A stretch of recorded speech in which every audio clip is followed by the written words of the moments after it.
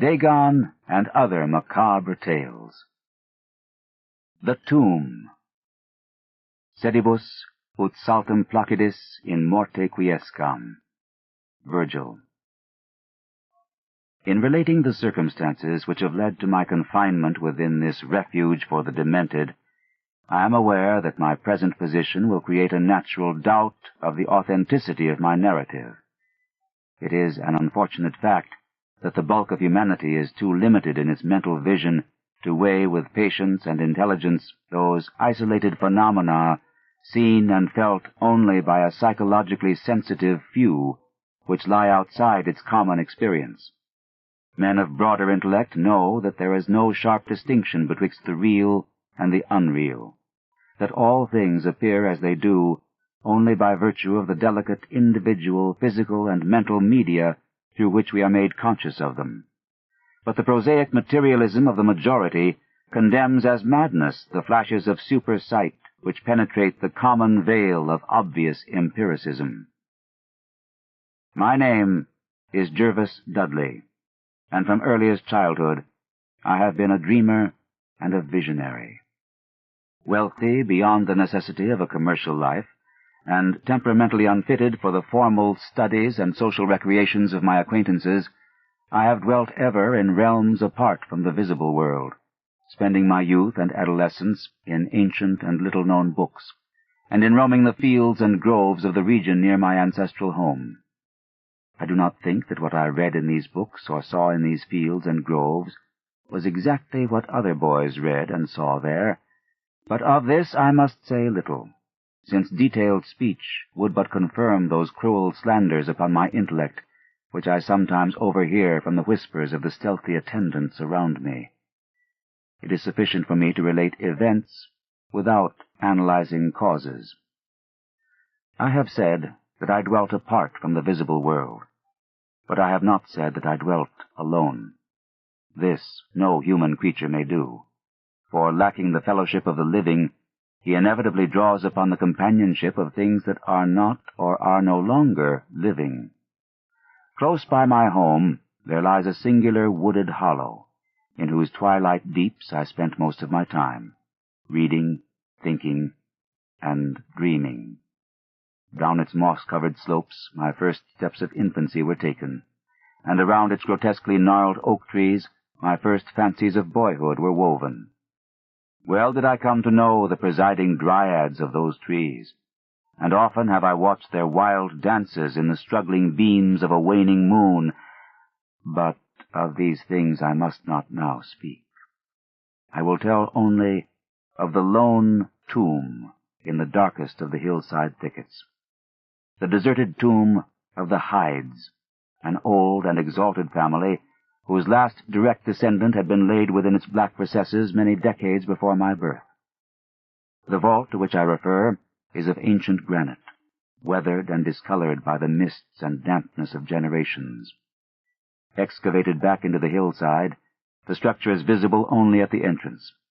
The door, a ponderous and forbidding slab of stone, hangs upon rusted iron hinges, and is fastened ajar in a queerly sinister way by means of heavy iron chains and padlocks, according to a gruesome fashion of half a century ago.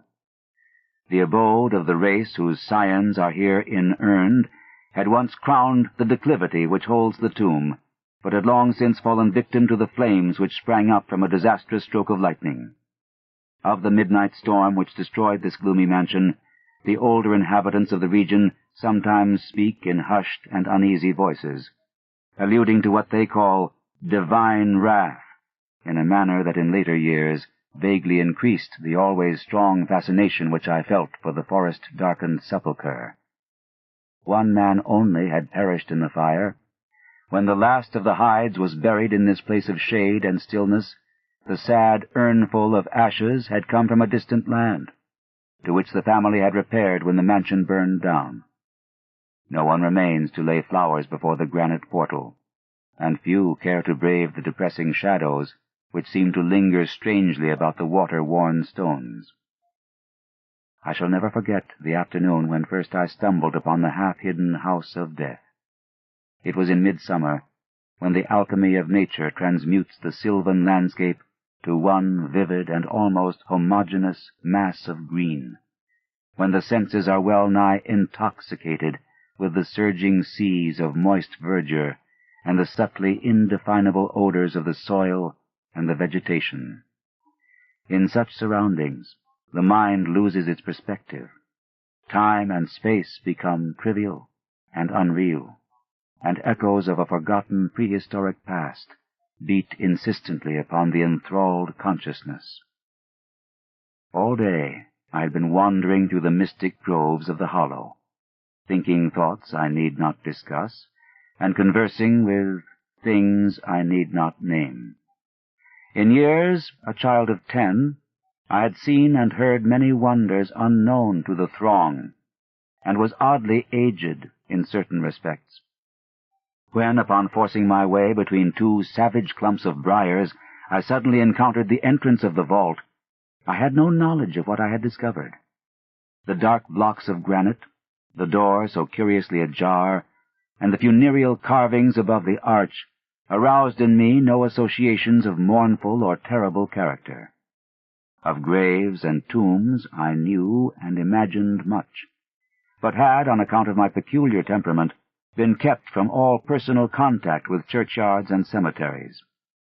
The strange stone house on the woodland slope was to me only a source of interest and speculation, and its cold, damp interior, into which I vainly peered through the aperture so tantalizingly left, contained for me no hint of death or decay.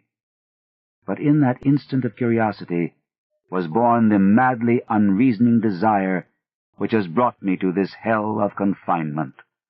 Spurred on by a voice which must have come from the hideous soul of the forest, I resolved to enter the beckoning gloom, in spite of the ponderous chains which barred my passage. In the waning light of day, I alternately rattled the rusty impediments with a view to throwing wide the stone door, and essayed to squeeze my slight form through the space already provided, but neither plan met with success. At first curious, I was now frantic, and when in the thickening twilight I returned to my home, I had sworn to the 100 gods of the grove that at any cost I would some day force an entrance to the black, chilly depths that seemed calling out to me. The physician with the iron-gray beard who comes each day to my room once told a visitor that this decision marked the beginning of a pitiful monomania. But I will leave final judgment to my readers when they shall have learnt all. The months following my discovery were spent in futile attempts to force the complicated padlock of the slightly open vault, and in carefully guarded inquiries regarding the nature and history of the structure. With the traditionally receptive ears of the small boy, I learned much, though an habitual secretiveness caused me to tell no one of my information or my resolve. It is perhaps worth mentioning that I was not at all surprised or terrified on learning of the nature of the vault. My rather original ideas regarding life and death had caused me to associate the cold clay with the breathing body in a vague fashion, and I felt that the great and sinister family of the burned-down mansion was in some way represented within the stone space I sought to explore. Mumbled tales of the weird rites and godless revels of bygone years in the ancient hall gave to me a new and potent interest in the tomb, before whose door I would sit for hours at a time each day. Once I thrust a candle within the nearly closed entrance, but could see nothing save a flight of damp stone steps leading downward. The odor of the place repelled, yet bewitched me. I felt I had known it before, in a past remote beyond all recollection, beyond even my tenancy of the body I now possess.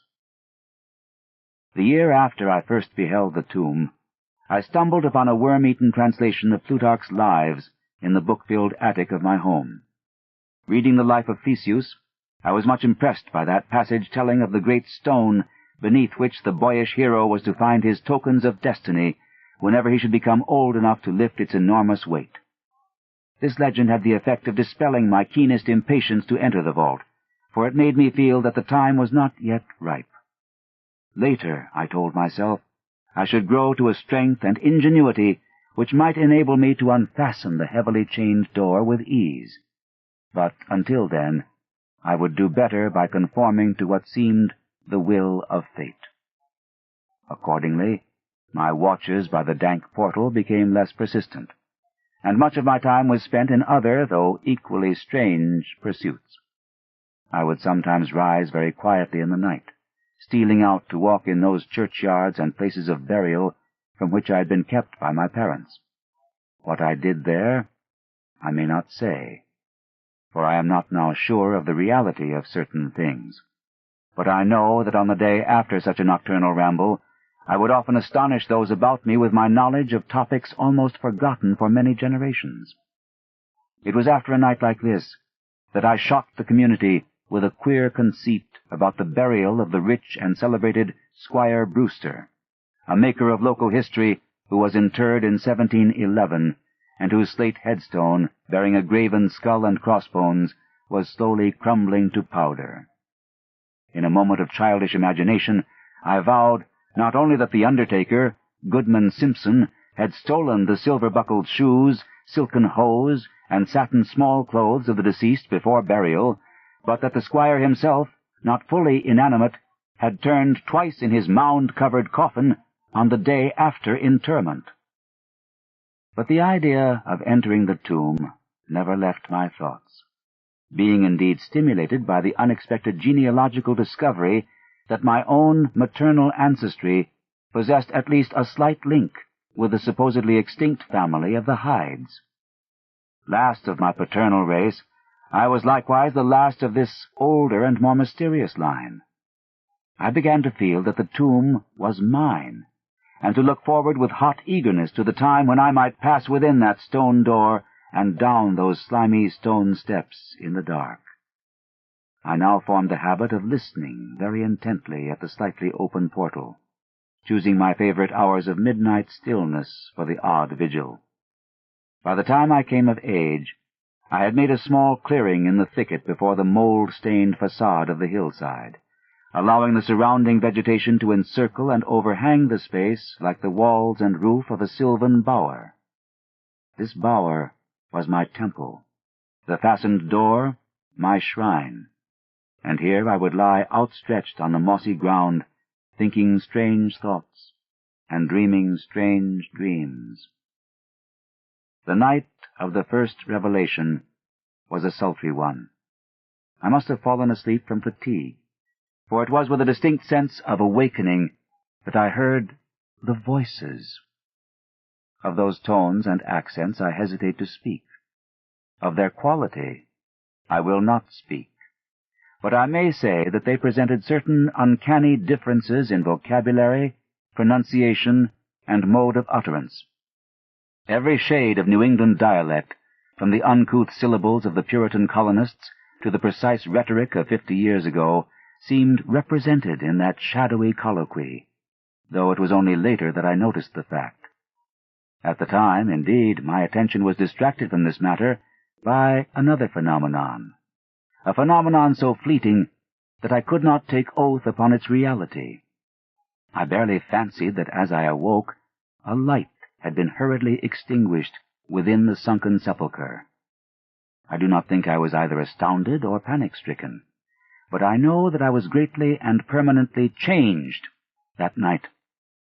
Upon returning home, I went with much directness to a rotting chest in the attic, wherein I found the key, which next day unlocked with ease the barrier I had so long stormed in vain. It was in the soft glow of late afternoon that I first entered the vault on the abandoned slope. A spell was upon me, and my heart leaped with an exultation I can but ill describe. As I closed the door behind me and descended the dripping steps by the light of my lone candle, I seemed to know the way, and though the candle sputtered with the stifling reek of the place, I felt singularly at home in the musty charnel house air. Looking about me, I beheld many marble slabs bearing coffins, or the remains of coffins. Some of these were sealed and intact, but others had nearly vanished, leaving the silver handles and plates isolated amidst certain curious heaps of whitish dust. Upon one plate I read the name of Sir Geoffrey Hyde, who had come from Sussex in 1640 and died here a few years later. In a conspicuous alcove was one fairly well preserved and untenanted casket, adorned with a single name, which brought to me both a smile and a shudder. An odd impulse caused me to climb upon the broad slab, extinguish my candle, and lie down within the vacant box. In the gray light of dawn, I staggered from the vault and locked the chain of the door behind me. I was no longer a young man, though but 21 winters had chilled my bodily frame. Early-rising villagers who observed my homeward progress looked at me strangely, and marveled at the signs of ribald revelry which they saw in one whose life was known to be sober and solitary. I did not appear before my parents till after a long and refreshing sleep. Henceforward, I haunted the tomb each night, seeing, hearing, and doing things I must never reveal. My speech, always susceptible to environmental influences, was the first thing to succumb to the change, and my suddenly acquired archaism of diction was soon remarked upon. Later, a queer boldness and recklessness came into my demeanor, till I unconsciously grew to possess the bearing of a man of the world, despite my lifelong seclusion. My formerly silent tongue waxed voluble with the easy grace of a Chesterfield, or the godless cynicism of a Rochester. I displayed a peculiar erudition utterly unlike the fantastic monkish lore over which I had pored in youth, and covered the fly-leaves of my books with facile impromptu epigrams, which brought up suggestions of Gay, Prior, and the sprightliest of the Augustan wits and rhymesters. One morning at breakfast, I came close to disaster by declaiming in palpably licorice accents an effusion of 18th-century bacchanalian mirth, a bit of Georgian playfulness never recorded in a book, which ran something like this. Come hither, my lads, with your tankards of ale, and drink to the present before it shall fail. Pile each on your platter a mountain of beef, for 'tis eating and drinking that bring us relief. So fill up your glass, for life will soon pass. When you're dead, you'll ne'er drink to your king or your lass. Anacreon had a red nose, so they say. But what's a red nose if you're happy and gay? Gad split me, I'd rather be red whilst I'm here than white as a lily and dead half a year. So Betty, my miss, come give me kiss. In hell there's no innkeeper's daughter like this. Young Harry, propped up just as straight as he's able, will soon lose his wig and slip under the table. But fill up your goblets and pass 'em around, better under the table than under the ground. So revel and chaff as ye thirstily quaff. Under 6 feet of dirt, 'tis less easy to laugh. The fiend strike me blue, I'm scarce able to walk, and damn me if I can stand upright or talk. Here, landlord, bid Betty to summon a chair. I'll try home for a while, for my wife is not there. So lend me a hand, I'm not able to stand, but I'm gay whilst I linger on top of the land. About this time, I conceived my present fear of fire and thunderstorms. Previously indifferent to such things, I had now an unspeakable horror of them, and would retire to the innermost recesses of the house whenever the heavens threatened an electrical display. A favorite haunt of mine during the day was the ruined cellar of the mansion that had burned down, and in fancy I would picture the structure as it had been in its prime. On one occasion, I startled a villager by leading him confidently to a shallow sub-cellar of whose existence I seemed to know, in spite of the fact that it had been unseen and forgotten for many generations. At last came that which I had long feared. My parents, alarmed at the altered manner and appearance of their only son, commenced to exert over my movements a kindly espionage, which threatened to result in disaster. I had told no one of my visits to the tomb, having guarded my secret purpose with religious zeal since childhood. But now I was forced to exercise care in threading the mazes of the wooded hollow, that I might throw off a possible pursuer. My key to the vault I kept suspended from a cord about my neck, its presence known only to me. I never carried out of the sepulchre any of the things I came upon whilst within its walls. One morning, as I emerged from the damp tomb and fastened the chain of the portal with none too steady a hand, I beheld in an adjacent thicket the dreaded face of a watcher. Surely the end was near, for my bower was discovered, and the objective of my nocturnal journeys revealed. The man did not accost me, so I hastened home in an effort to overhear what he might report to my careworn father. Were my sojourns beyond the chained door about to be proclaimed to the world?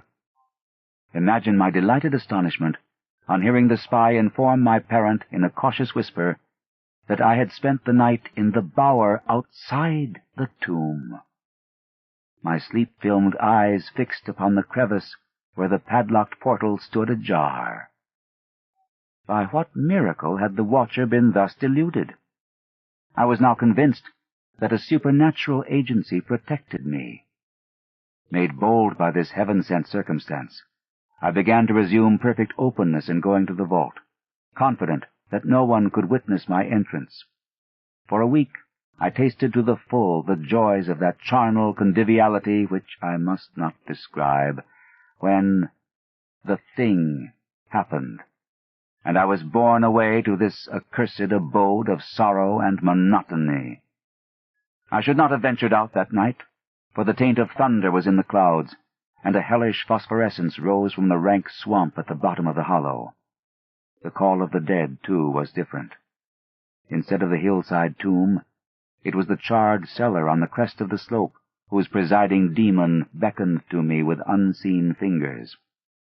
As I emerged from an intervening grove upon the plain before the ruin, I beheld in the misty moonlight a thing I had always vaguely expected.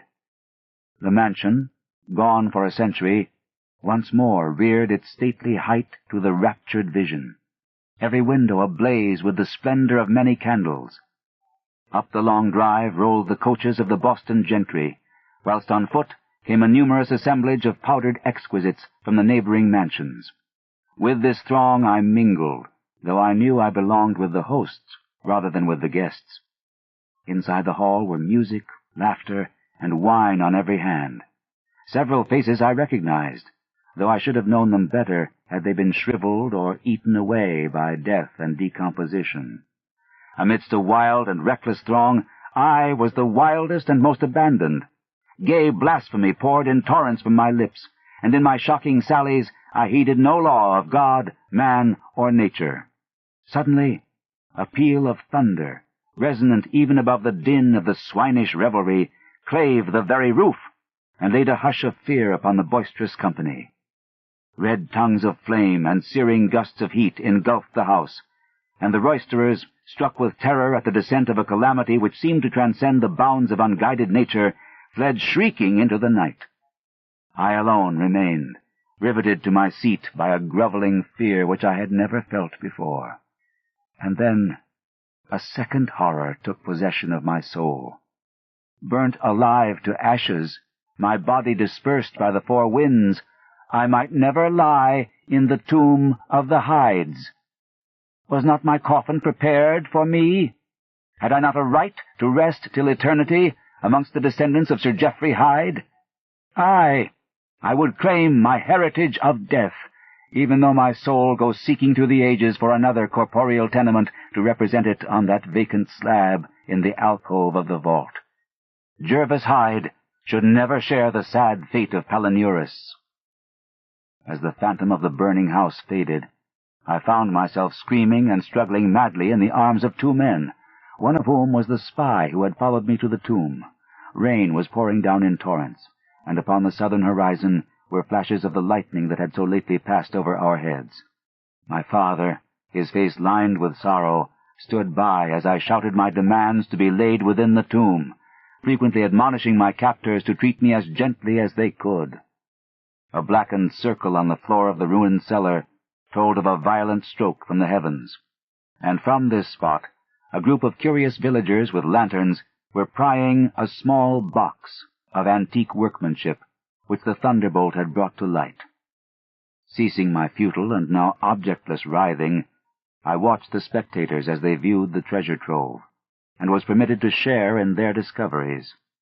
The box, whose fastenings were broken by the stroke which had unearthed it, contained many papers and objects of value, but I had eyes for one thing alone. It was the porcelain miniature of a young man in a smartly curled bag-wig, and bore the initials J.H. The face was such that as I gazed, I might well have been studying my mirror. On the following day, I was brought to this room with the barred windows, but I have been kept informed of certain things through an aged and simple-minded servitor, for whom I bore a fondness in infancy, and who, like me, loves the churchyard. What I have dared relate of my experiences within the vault has brought me only pitying smiles. My father, who visits me frequently, declares that at no time did I pass the chained portal, and swears that the rusted padlock had not been touched for 50 years when he examined it. He even says that all the village knew of my journeys to the tomb, and that I was often watched as I slept in the bower outside the grim facade, my half-open eyes fixed on the crevice that leads to the interior. Against these assertions I have no tangible proof to offer, since my key to the padlock was lost in the struggle on that night of horrors. The strange things of the past which I learnt during those nocturnal meetings with the dead he dismisses as the fruits of my lifelong and omnivorous browsing amongst the ancient volumes of the family library. Had it not been for my old servant, Hiram, I should have by this time become quite convinced of my madness. But Hiram, loyal to the last, has held faith in me, and has done that which impelled me to make public at least a part of my story. A week ago, he burst open the lock which chains the door of the tomb perpetually ajar, and descended with a lantern into the murky depths.